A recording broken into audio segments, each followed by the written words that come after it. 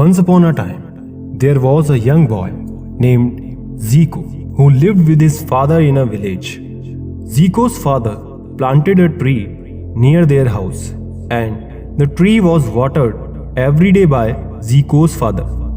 While Zico used to watch silently, one day he asked his father why they would grow this tree, and his father told him that the trees are like children and that in the beginning you have to water them and nourish them, and if they grow right, you can sit under their shade and they nourish you afterwards. The tree grew up big and strong. It grew older and bigger and bigger. The tree felt great satisfaction in doing its daily duties. Every day, the tree spread its branches like its arms so that the tired birds could sit down and take some rest during their journey.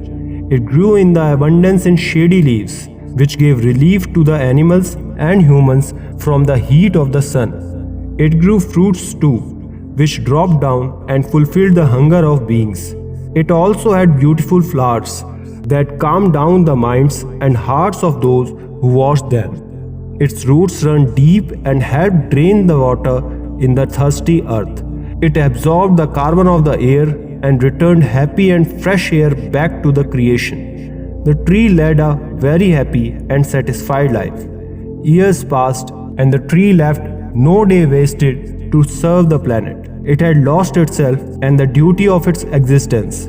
It served and served, helped and helped, gave and stood upright silently, not seeking anything back from the world, not remembering what all it had done for the world, not even a moment of thought that the world owed it something in return. The tree had no ego to seek anything back from those he served. With this nature of giving, the tree grew older and came to be known as the giving tree. Meanwhile, Zico grew up in a different thought process.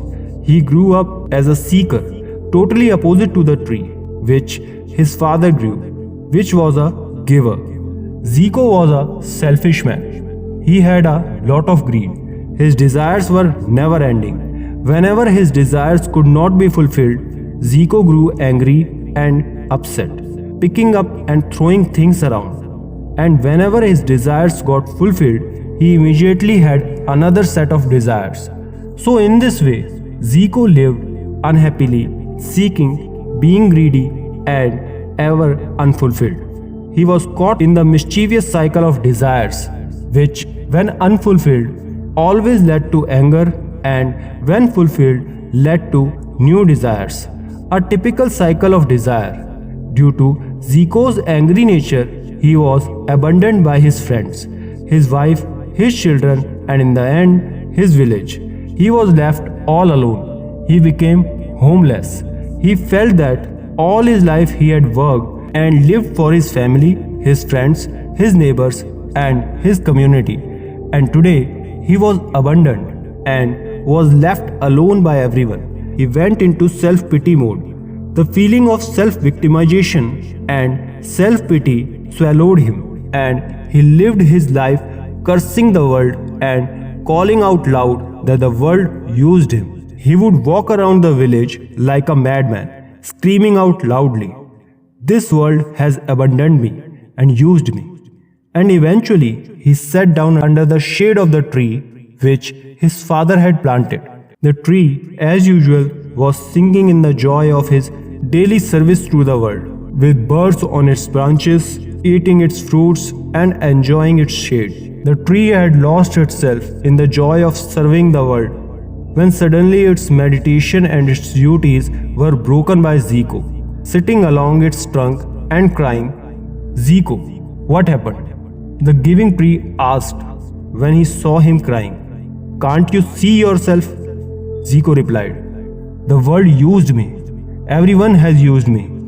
I just came to this world to be used." The Zen owl, Nishitsu, was watching the whole scene from a distance on his mountain and started laughing out loudly, laughing and holding his belly. He asked Rico, the anxious rabbit, to look at the scene. pointing to the tree and Zico. "Look at them, Rico," Nishitsu said. "That is the irony of life.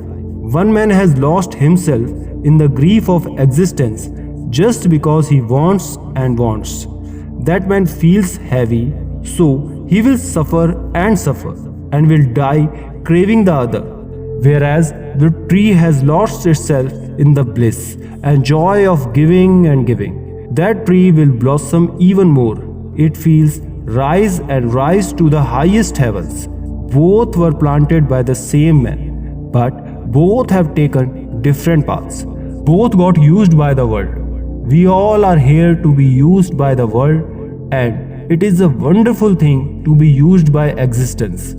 Saying this, Nishitsu, the Zen owl, retired into his hut to prepare his cup of tea. What do you learn from this story? Please write down in comment below. Thanks for watching. Stay blessed.